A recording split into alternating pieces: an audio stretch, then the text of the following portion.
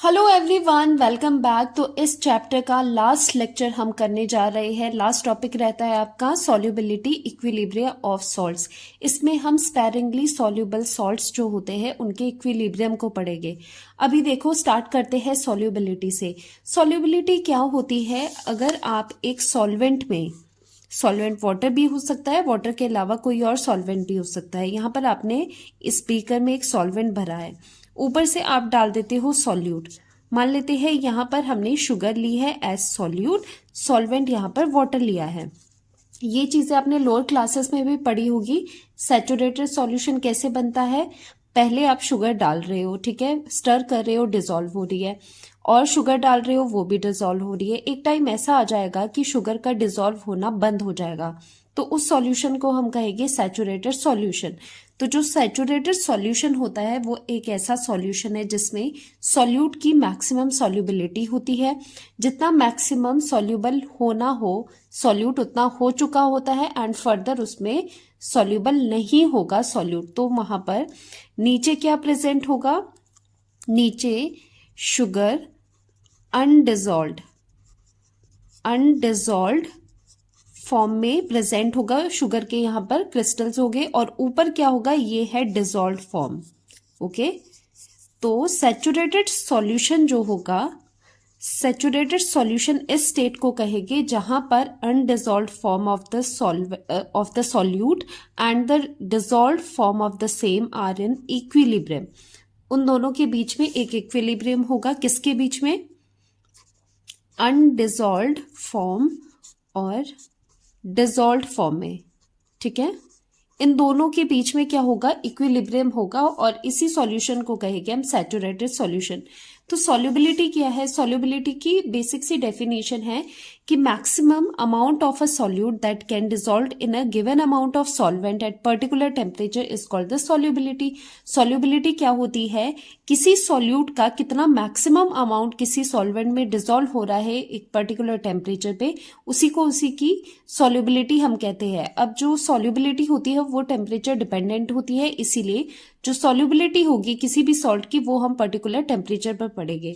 ये temperature dependent क्यों होती है? जैसे यहाँ पर देख लो, आप शुगर फर्दर ऐड कर रहे हो, डिसॉल्व नहीं हो रहा, लेकिन जैसे ही आप इसको टेम्परेचर इंक्रीज कर रहे हो, जैसे ही आप इसे हीटिंग स्टोव पे रख रहे हो, तो क्या होगा? फटाफट से शुगर का डिसोल्यूशन बढ़ जाएगा, शुगर डिसॉल्व होना शुरू हो जाएगा। सो यहां से पता चलता है सॉल्युबिलिटी डिपेंड्स ऑन टेम्परेचर, इसीलिए सॉल्युबिलिटी की वैल्यूज पर्टिकुलर टेम्परेचर्स पे होती है।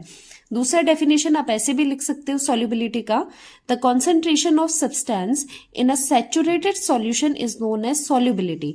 अब एक बात देखना, आप जो सॉल्युबिलिटी है उसके यूनिट्स होते हैं कॉन्सेंट्रेशन के, मोलैरिटी। सॉल्युबिलिटी को हम मोलैरिटी में ही लिखते हैं, क्योंकि सॉल्युबिलिटी क्या है? सॉल्युबिलिटी हमें ये बताती है कि कितना मोल्स एक सॉल्यूट का डिसॉल्व हो रहा है particular litre of the solution में, ठीक है।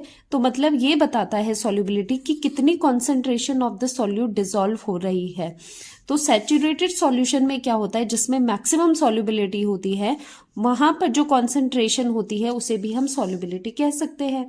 तो आपको ये ध्यान देना है कि सॉल्युबिलिटी के यूनिट्स क्या होते हैं? मोलैरिटी में ही होते हैं, ये कॉन्सेंट्रेशन टर्म ही होती है। अब बात आती है कि सॉल्युबिलिटी किन फैक्टर्स पे डिपेंड करती है। वैसे तो ये टेम्परेचर डिपेंडेंट भी है, लेकिन मेनली हम दो फैक्टर्स पढ़ते हैं इस पे। पहला होता है लैटिस एनर्जी, दूसरा होता है सॉल्वेशन एनर्जी। अब इन दोनों चीजों को देखना, हम एग्जाम्पल लेते हैं एक सॉल्ट का, विच इज NaCl। तो ये क्रिस्टल लैटिस होता है, इसका क्रिस्टल बना होता है, क्रिस्टल लैटिस हम इसे कहते हैं। लैटिस का मतलब होता है कि जो इसके कॉन्स्टिट्यूएंट आयंस है, जैसे Na पॉजिटिव है एंड Cl नेगेटिव आयंस है, वो एक लैटिस फॉर्म करते हैं आपस में, तो उनमें इंट्रैक्शन होता है पॉजिटिव और नेगेटिव आयंस का, जिसे कहते हैं इलेक्ट्रोस्टैटिक इंट्रैक्शन। तो एक लैटिस बना है इस सॉल्ट का। अब क्या होता है, जैसे ही हम NaCl को वाटर में डालते हैं, ये सॉलिड है, जैसे ही ये एक्वस बनेगा, अभी ये एक्वस मीडियम में गया है, अभी इसका वाटर के साथ रिएक्शन नहीं हुआ है, फिर क्या होता है, जो पर्टिकुलर सॉल्वेंट है जिसमें आपने इसको डाला है उसके साथ इंटरेक्शन होगी। जैसे वाटर है, ये उसकी प्रेजेंस में टूट के आयंस दे देगा Na पॉजिटिव और Cl नेगेटिव। अब ये जो एक्वस यहाँ पर है, अब इन आयंस को हम कहेंगे कि इसकी सॉल्वेशन हो गई है। तो एक्चुअल में सॉल्वेशन क्या होती है? सॉल्वेशन वो होती है कि जो सॉल्यूट है उसके जो मॉलिक्यूल्स है वो इंटरेक्ट करे जब सॉल्वेंट के मॉलिक्यूल के साथ, उसे कहते हैं हम सॉल्वेशन। जैसे वाटर के केस में हम इसी टर्म को हाइड्रेशन बोलते हैं अगर हम सॉल्वेंट वाटर लेते हैं, और अगर वाटर के अलावा कोई भी सॉल्वेंट है तो हम उसे कहेंगे सॉल्वेशन। सॉल्वेशन में क्या होता है? सॉल्यूट के जो मॉलिक्यूल्स होते हैं वो इंटरेक्ट करते हैं सॉल्वेंट के साथ। नाउ दो तरह की एनर्जीज थी यहाँ पर, lattice energy, solvation energy. Lattice energy क्या है? लैटिस एनर्जी है एनर्जी सप्लाई, जो आप एनर्जी सप्लाई कर रहे हो लैटिस को तोड़ने के लिए, क्योंकि यहाँ पर आपको पता है लैटिस में कॉन्स्टिट्यूएंट पार्टिकल्स है, जैसे Na पॉजिटिव Cl नेगेटिव, इनके बीच में इंट्रैक्शन है, इलेक्ट्रोस्टैटिक इंट्रैक्शन है क्योंकि ऑपोजिटली चार्ज्ड है। तो जो लैटिस होगा वो स्ट्रांग होगा। वो कब टूटेगा? जब आप उसमें एनर्जी दोगे। तो जो लैटिस एनर्जी होती है उसकी जो ई का अगर साइन कन्वेंशन देखिए तो पॉजिटिव होता है, क्योंकि ये होती है energy required to break the lattice. Energy required होती है लैटिस को ब्रेक करने के लिए। वहीं अगर हम सॉल्वेशन एनर्जी देखें, ये होती है energy released when solvent molecules interact with solute के आयन या फिर मॉलिक्यूल। तो ये ई की वैल्यू यहां पर नेगेटिव होती है, सो ये होती है एनर्जी रिलीज्ड। एनर्जी रिलीज जब सॉल्यूट और सॉल्वेंट में इंटरेक्शन होती है। ओके, अब देखो, अब किसी भी सॉल्ट के लिए ये बहुत इंपॉर्टेंट है, किसी भी सॉल्ट के लिए किसी भी सॉल्ट के डिसॉल्व होने के लिए क्या क्राइटेरिया रहता है? कोई भी सॉल्ट तभी डिसॉल्व होगा जब उसकी सॉल्वेशन एनर्जी ज्यादा होगी लैटिस एनर्जी से। देखो, लैटिस एनर्जी में एनर्जी है, इंट्रैक्शन है, पॉजिटिव और नेगेटिव के बीच में इंट्रैक्शन है, उसे तोड़ने के लिए आपको एनर्जी देनी पड़ेगी विच इज लैटिस एनर्जी। अब ये एनर्जी है सॉल्वेशन एनर्जी, जब जैसे Na पॉजिटिव है वो वाटर मॉलिक्यूल के साथ इंटरेक्ट कर रहे हैं, तो यहां से जो एनर्जी रिलीज हो रही है that is called solvation energy. जब सॉल्वेशन एनर्जी ज्यादा होती है लैटिस एनर्जी से, तभी कोई सॉल्ट डिसॉल्व होता है सॉल्वेंट में, ये आपको पता होना चाहिए।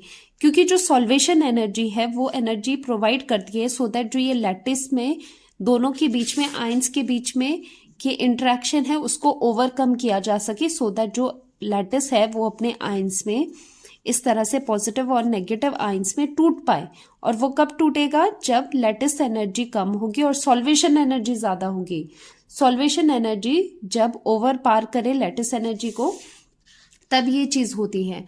और साथ ही में अगर हम बात करें सॉल्वेंट्स की, कैसे सॉल्वेंट में डिसोल्यूशन होगा, ले लेते हैं पहले non polar solvent. Non polar solvents कौन से होते हैं? नॉन पोलर सॉल्वेंट वो होते हैं जिनमें पोलैरिटी नहीं होती, जिनमें इलेक्ट्रोनेगेटिविटी का डिफरेंस कम होता है।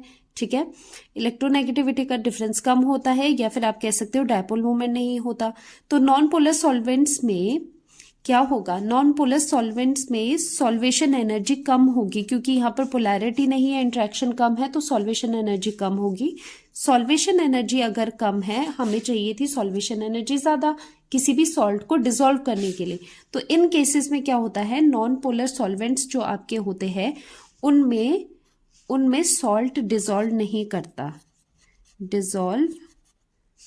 सॉल्ट डजंट डिसॉल्व, क्योंकि इसमें सॉल्वेशन एनर्जी इतनी कम होती है कि वो ओवर पार नहीं कर पाएगी लैटिस एनर्जी को।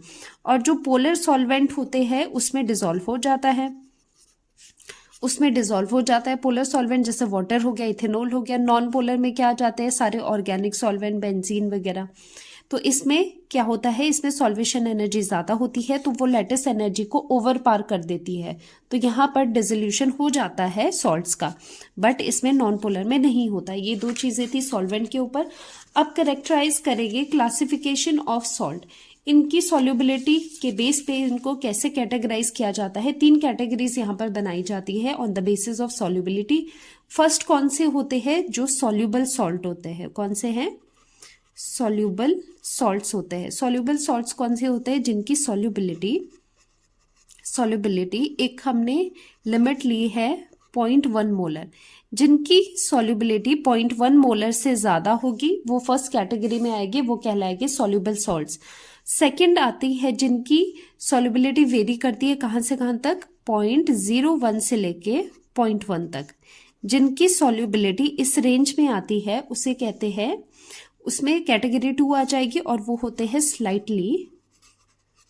स्लाइटली सॉल्युबल, क्योंकि इनकी जो सॉल्युबिलिटी है वो मॉडरेट आ गई ना। ऊपर देखो, ऊपर सॉल्युबिलिटी 0.1 से ज्यादा है तो ये है सॉल्युबल पूरे, और दूसरे क्या है, मिड रेंज में आ रहा है, 0.01 से 0.1 तक आ रहा है, तो ये हो गए आपके स्लाइटली सॉल्युबल।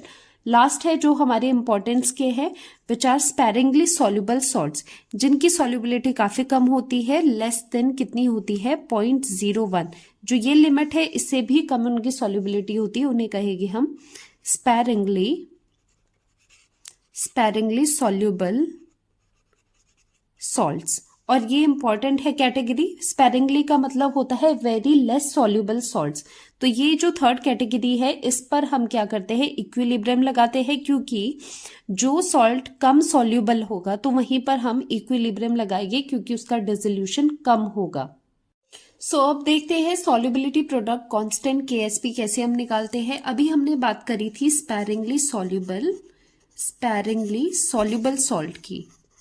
सॉल्युबल सॉल्ट कौन सा होता है, जिसकी सॉल्युबिलिटी बहुत कम होती है, sparingly means very less soluble. तो लेट करते हैं sparingly soluble salt which is AXBY। General पहले आपको करवाऊंगी सो दैट सारे सॉल्ट्स का आप लिख पाओ KSP। तो ये क्या है, ये एक स्पैरिंगली सॉल्युबल सॉल्ट है। तो यहाँ पर हम इसका सैचुरेटेड सॉल्यूशन का इक्वेशन लिखते हैं। सैचुरेटेड सॉल्यूशन में आपको करवाया क्या होता है, जो अनडिसॉल्व्ड पोर्शन होता है वो इक्विलिब्रियम में होता है डिसॉल्व्ड फॉर्म के। तो यहाँ पर AXBY is in equilibrium with, इसका डिसॉल्व्ड फॉर्म लिख लेते हैं। ये अभी क्या है, ये सॉलिड फॉर्म है। इसका डिसॉल्व्ड फॉर्म क्या है, क्रॉस कर दो, आयंस बना दो इसके। तो ये कितना हो जाएगा, A पॉजिटिव, तो इसका हो जाएगा A पॉजिटिव, और ये है B नेगेटिव। ठीक है, A positive B negative. Dissolved form and undissolved form equilibrium में है, तो यहाँ पर ये एक्वस आ गया, प्लस ये भी यहाँ पर एक्वस आ गया। अब कितने टाइम्स है A, X टाइम्स, तो इसके आगे स्टोइकियोमेट्री X लगा देते हैं और इसके आगे Y लगा देते हैं। ओके, अब आपको निकालना है इक्विलिब्रियम कांस्टेंट। तो इसका इक्विलिब्रियम कांस्टेंट आप कैसे निकालते हो, प्रोडक्ट अपॉन रिएक्टेंट की कॉन्सेंट्रेशन और जितने भी स्टोइकियोमेट्री है उनका रेज टू पावर आप लगा देते हो। A पॉजिटिव की concentration raise to power X और यहाँ पर B नेगेटिव की concentration raise to power Y। अब नीचे डिवाइडेड बाय में इसकी कॉन्सेंट्रेशन आएगी तो इसका 1 आ जाएगा, बिकॉज ये सॉलिड फॉर्म में है, तो ये K है। तो यहाँ पर क्या हो जाता है, सिंस ये जो इक्विलिब्रियम है वो किसका है, सैचुरेटेड स्टेट का इक्विलिब्रियम है। तो सैचुरेटेड स्टेट में ये कॉन्सेंट्रेशन क्या हो जाएगी, सॉल्युबिलिटी हो जाएगी, क्योंकि सॉल्युबिलिटी भी क्या है कि कितना मोल एक पर्टिकुलर वॉल्यूम में डिसॉल्व हो रहा है, सॉल्युबल हो रहा है। तो यहाँ पर जो ये कॉन्सेंट्रेशन है ये एक्चुअली क्या है, सॉल्युबिलिटीज है। तो इसीलिए जो ये K है इसे हम लिख लेते हैं KSP, सॉल्युबिलिटी प्रोडक्ट। और यहाँ पे जो ये है ये एज सच आप लिखोगे, लेकिन इनके मीनिंग आपको पता होने चाहिए। बेशक ये कॉन्सेंट्रेशन में है लेकिन ये क्या है, ये आपके पास सॉल्युबिलिटी है। ठीक है, so this is solubility product, solubility product. और यहां पे ये दोनों क्या है, सॉल्युबिलिटीज, ये दोनों क्या है, सॉल्युबिलिटीज है। ओके, अब हम यहां पर देखते हैं, अगर आपने S कंसीडर किया है, let S be the solubility of the salt AXBY। जो आपके पास सॉल्ट है उसकी सॉल्युबिलिटी आपने लेट कर दी, उसकी सॉल्युबिलिटी S है। तो देखो अगर इसकी सॉल्युबिलिटी S है यहाँ पर, तो यहाँ पर ये कितना बन रहा है, ये S मोल इसका सॉल्युबल होगा तो कितना मोल बनेगा, X times into S, X into S मोल इसका बनेगा और Y इंटू S मोल इसका बनेगा। तो सॉल्युबिलिटी में हम इस एक्सप्रेशन को कैसे लिख सकते हैं, KSP is equal to a positive की कॉन्सेंट्रेशन, या फिर कहे सॉल्युबिलिटी प्रोडक्ट में हम कॉन्सेंट्रेशन को ही सॉल्युबिलिटी बोलते हैं, तो इसका कितना आ जाएगा सॉल्युबिलिटी, एक्स इंटू एस। तो यहां पर पुट करोगे एक्स इंटू एस, साथ में पार कितनी थी, पार थी X raise to power X, और बी नेगेटिव की कितनी है, वाई इंटू एस सॉल्युबिलिटी है, तो Y into S raise to power कितना है, रेज टू पार वाई है। तो ये सॉल्युबिलिटीज डाल दी, equal to x raise to power x, s raise to power x, y to y and s raise to power y. तो इसे solve कर देंगे, एस वाली टर्म्स को साथ में रखेंगे, Y raise to power Y, X raise to power X plus Y. तो ये KSP का फॉर्मूला यहाँ से आ गया है। तो आपको जो क्वेश्चंस होंगे उसमें आपको सॉल्युबिलिटी पूछी होगी, KSP की वैल्यू दी होगी, तो ये वाले रिलेशंस यूज करके आप कर सकते हो। तो ये तो जनरल आपको एक फॉर्मूला करवाने के लिए करवाया है। अब यहाँ पर एग्जाम्पल देखते हैं, एल्यूमिनियम क्लोराइड, ठीक है, ये सॉल्ट है, तो इसका सेचुरेटेड जो फॉर्म है, सेचुरेटेड सॉल्यूशन में इसका अनडिजॉल्व फॉर्म डिजॉल्व फॉर्म के साथ इक्विलिब्रियम में होगा, Al3 positive aqueous plus chloride कितने हो गए, थ्राइस हो गए, Cl नेगेटिव एक्वस। अब यहां पर अगर हमने KSP निकाला हुआ कितना आएगा, कॉन्सेंट्रेशन ऑफ Al3 पॉजिटिव और concentration of Cl negative raise to power 3 यहां पर आ जाएगा। अब यहां पर अगर मान लेते हैं S is the solubility of the salt, तो ये कितना बनेगा, 1 है इसका कोफिशिएंट, ये S ही बनेगा, लेकिन ये कितना बनेगा, थ्राइस ऑफ S इसकी सॉल्युबिलिटी हो जाएगी। तो सॉल्युबिलिटी की टर्म्स में KSP की वैल्यू कितनी है, ये तो S हो गया, लेकिन ये S रेज टू पार कितना है, 3 है, तो ये 3S यहाँ पर पुट कर दोगे कॉन्सेंट्रेशन ऑफ क्लोराइड, क्योंकि यहाँ पर 3S है सॉल्युबिलिटी, रेज टू पार 3, तो ये S रेज टू पार 4 आ गया, यहाँ पर 3 3 ज़ा 9, 9 3 ज़ा 27, 27 raise to power 27, S raise to power 4 इसका आंसर आ जाता है इस क्वेश्चन के लिए। बाकी और भी क्वेश्चंस के आप इजीली कर सकते हो सॉल्युबिलिटी प्रोडक्ट। चलिए अब देखते हैं कॉमन आयन इफेक्ट क्या होता है on solubility of ionic salt. जैसे हम ले लेते हैं AgCl, तो यहाँ पर इक्विलिब्रियम होगा इसके आयन के साथ, Ag पॉजिटिव एक्वस में और साथ में Cl नेगेटिव एक्वस में। ओके, अब आपको क्या करना है, कॉमन आयन इंट्रोड्यूस करवाना है। सो यहाँ पर ऐड कर रहे हो आप बाहर से HCl को यहाँ पर ऐड कर रहे हो, स्ट्रॉन्ग इलेक्ट्रोलाइट है, और इस तरह से डिसोसिएट हो जाएगा सॉल्यूशन में H positive Cl negative aqueous. तो यहाँ पर आप देख पा रहे हो अब सॉल्यूशन में क्या है, ये जो क्लोरीन है यहाँ पर ये दोनों जो क्लोराइड आयन्स है ये कॉमन है, so these are common ion, common ions दोनों क्या है, कॉमन आयन है। अब HCl के एडिशन की वजह से क्या फर्क पड़ेगा इस सॉल्ट की सॉल्युबिलिटी पे, वो हमें चेक करना है, जो कि हम मॉनिटर कर रहे हैं कॉमन आयन इफेक्ट को। तो यहाँ पर क्लोराइड आयन की कॉन्सेंट्रेशन इंक्रीज हो रही है। So according to Le Chatelier's principle, जो कि आपने पढ़ा है अच्छे से, चैटलियर प्रिंसिपल, क्या होता है जब इक्विलिब्रियम डिस्टर्ब होता है, देखो एट इक्विलिब्रियम क्या होगा, जब इक्विलिब्रियम मेंटेन है, रिएक्शन का इक्विलिब्रियम मेंटेन है, तो उसका जो अगर हम सॉल्युबिलिटी की तरह से करें, उसका जो KSP है सॉल्युबिलिटी प्रोडक्ट है वो QSP के इक्वल होगा। QSP क्या होता है, जैसे Q क्या होता था, रिएक्शन कोशेंट होता था, ठीक है, उसके इक्वल है, ये दोनों चीजें बराबर होती है इक्विलिब्रियम पे। नॉट इक्विलिब्रियम, अगर इक्विलिब्रियम नहीं है तो क्या होता है, ये दोनों टर्म्स सेम नहीं होती है। सेम आप कब लिख सकते हो, जब इक्विलिब्रियम है। तो देखो हमने क्या करा, जब इक्विलिब्रियम था तो ये दोनों चीजें इक्वल थी, पूरी सिस्टम आपका इक्विलिब्रियम पे था। जैसे ही आपने बाहर से कुछ एडिशन करी, ऑब्वियसली जो इक्विलिब्रियम होगा वो डिस्टर्ब हो जाएगा। तो जैसे ही इक्विलिब्रियम डिस्टर्ब होता है तो ये कंडीशन आ जाती है कि दोनों इक्वल नहीं होते।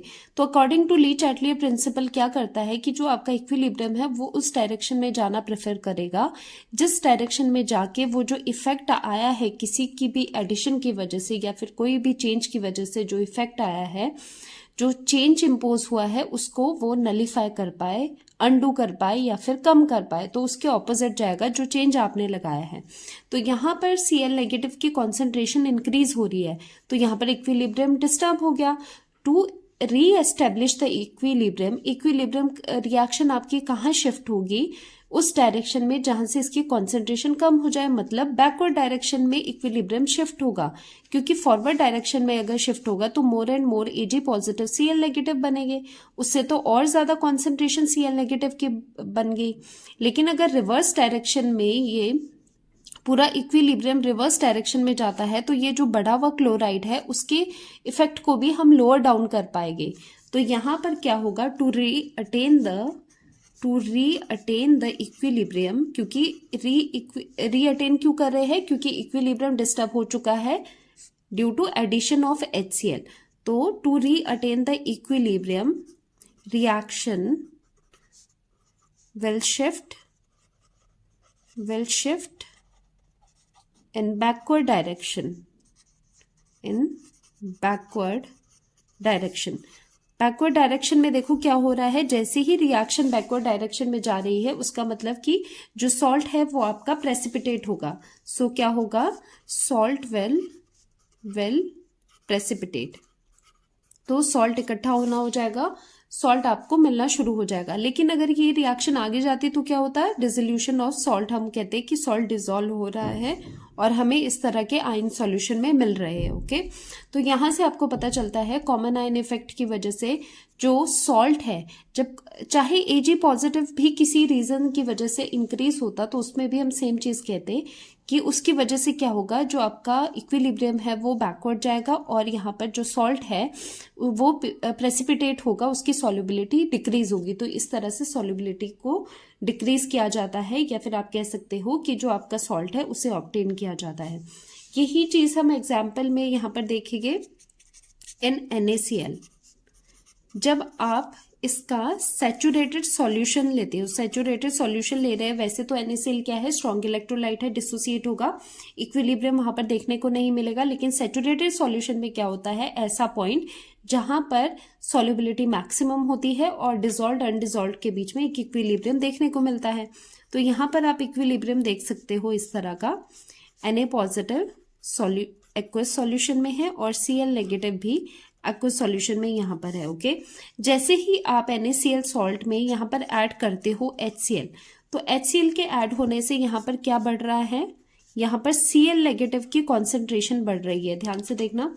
अब यहाँ पर क्या है, कॉमन आयंस है, यहाँ पर Cl नेगेटिव की कॉन्सेंट्रेशन पूरे सॉल्यूशन में बढ़ रही है। अब क्या होगा, बढ़ने से इक्विलिब्रियम डिस्टर्ब हो जाएगा। टू रीअटेन द इक्विलिब्रियम क्या होगा, ये जो रिएक्शन है इसके इक्विलिब्रियम कहाँ को जाना पसंद करेगी reaction, to reattain the equilibrium backward direction में, क्योंकि फॉरवर्ड डायरेक्शन में Cl नेगेटिव की कॉन्सेंट्रेशन बढ़ रही है, इसी को ही कंज्यूम करने के लिए रिएक्शन बैकवर्ड डायरेक्शन में जाएगी। सो यहाँ पर जो रिएक्शन है वो बैकवर्ड शिफ्ट करेगी, और जैसे ही बैकवर्ड शिफ्ट करेगी रिएक्शन तो आप देख सकते हो NaCl का फॉर्मेशन होगा, जिसकी वजह से क्या होगा, NaCl PPT हमें ऑब्टेन होगी। लेकिन अच्छी बात अब ये रहेगी, ये अब प्योर फॉर्म में हमें मिल जाएगी। तो ये प्यूरिफिकेशन टाइप का भी एप्लीकेशन हम यूज कर सकते हैं NaCl की प्यूरिफिकेशन में, किस तरह से बाहर से HCl ऐड करके वहां पर इक्विलिब्रियम बैकवर्ड शिफ्ट होगा और यहाँ पर हमें प्योर जो NaCl है उसके PPT मिल जाएंगे।